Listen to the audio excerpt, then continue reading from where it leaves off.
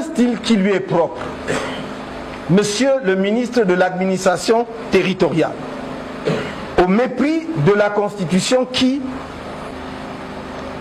après que j'ai démontré, chiffres à l'appui, lors de mon message de fin d'année 2022 et à l'occasion de la clôture de la convention de notre parti, les manipulations scandaleuses des chiffres sur les inscriptions au profit du RDPC, immédiatement et comme par enchantement, le nombre des inscrits publiés le 27 mars 2024 par Elecam sur la période allant de janvier à mars 2024 a fait un bond spectaculaire.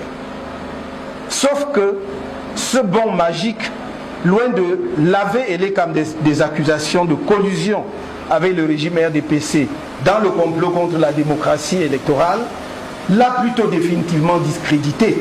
En réalité, j'ai dénoncé le fait qu'en plus de 10 ans, de janvier 2012 au 31 décembre 2022 et au cours de l'année 2023, Elecam prétendait n'avoir pu inscrire que 28 000 personnes par an. 28 000 personnes. Sans doute, blessés dans leur orgueil, ces dirigeants ont-ils décidé de porter les inscriptions entre janvier et mars à environ 50 000 nouveaux inscrits par mois. Ce chiffre est toujours largement en dessous de la réalité, au regard de la grande mobilisation populaire pour les inscriptions sur les listes électorales que tout observateur objectif peut attester à travers le pays, au moins depuis le mois de janvier de cette année. Tenez, dans le littoral par exemple, selon les propres données statistiques d'Elecam, l'objectif qu'Elecam s'est fixé pour 2024 est d'inscrire 132 684 nouveaux électeurs. Or, au 1er mai 2024, c'est-à-dire à mi-parcours, soit 4 mois sur les 8 mois durant lesquels les inscriptions sont possibles, Elecam a déjà inscrit 87 072 nouveaux électeurs. Ce qui signifie qu'il a réalisé déjà en 4 mois 65,62% de ses objectifs pour 2024 dans le littoral. Or, la dynamique des inscriptions est ascendante dans le littoral comme dans le reste du pays. Ce n'est donc pas seulement la réalisation de 100% de ces objectifs que nous attendons de l'Elecam pour 2024 dans le littoral, mais au moins le doublement des 10 objectifs. Le corps électoral attendu au Cameroun à la fin de la période des inscriptions au 31 août 2024 est pour nous d'au moins 12 millions d'inscrits. Au-delà de la manipulation du nombre des Camerounais inscrits sur les listes et du refus de publier la liste nationale des électeurs telle que prescrite par la loi, Elecam agit dans son complot contre notre nation en parfaite complicité avec le RDPC, le gouvernement de la République et quelques acteurs politiques.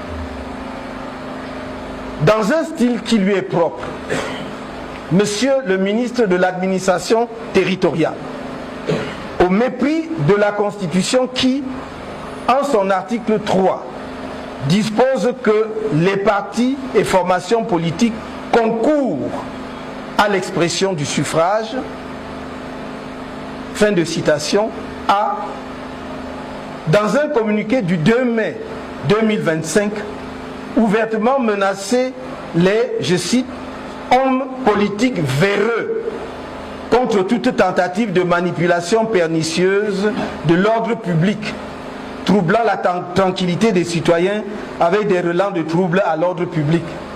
Fin de citation. Il a ensuite révélé avoir instruit aux autorités administratives de ne plus tolérer les inscriptions faites, je cite, par certains politiciens en quête de notoriété. Fin de citation.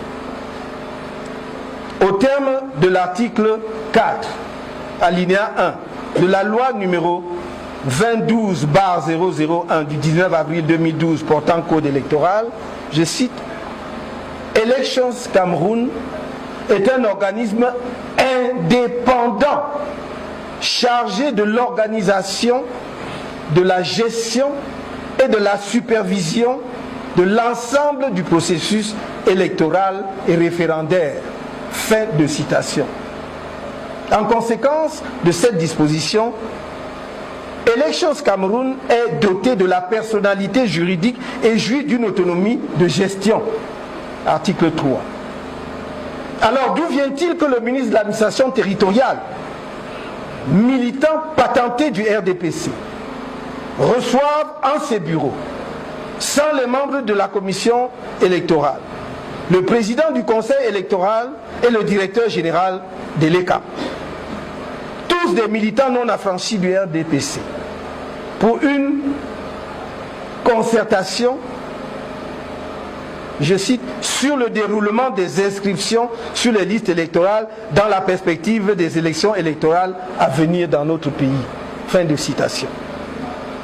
Ou plus grave, que l'ECAM, un organe électoral supposé indépendant, à qui la loi a conféré donc une autonomie de gestion, comment peut-il aller soumettre le processus électoral dont il a légalement la charge au ministre de l'administration territoriale, qui est un acteur du système électoral au même titre que les partis politiques, au point que celui-ci se permette de déclarer dans un communiqué qu'il a, je cite, noté avec satisfaction que le processus électoral se déroule normalement et que, je cite, l'ECAM tient régulièrement des concertations avec les acteurs du processus électoral. Fin de citation. D'où vient-il que le ministre de l'administration territoriale croit pouvoir se mettre en surplomb s'il est candidat, qu'il présente sa candidature, s'il est électeur, qu'il s'assure qu'il a sa carte d'électeur et aille voter le jour venu? Sa fonction de ministre de l'administration territoriale fait de lui un acteur du processus électoral, comme les partis politiques, comme l'ECAM et comme d'autres acteurs déterminés par la loi. Il faut arrêter la confusion et l'esbrouf. Il faut arrêter le m'as-tu vu. Cela n'impressionne personne.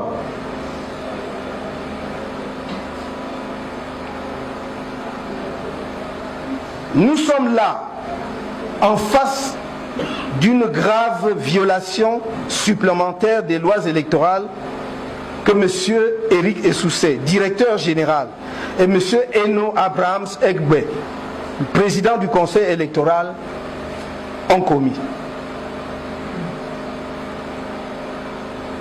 Alors que la loi garantit l'indépendance de l'ECAM, afin de le mettre à l'abri des soupçons, ce sont curieusement ses principaux dirigeants qui organisent sa soumission et son inféodation au pouvoir RDPC. Ceci est une faute grave qui doit être sanctionnée aussi bien par le conseil électoral que par le gouvernement.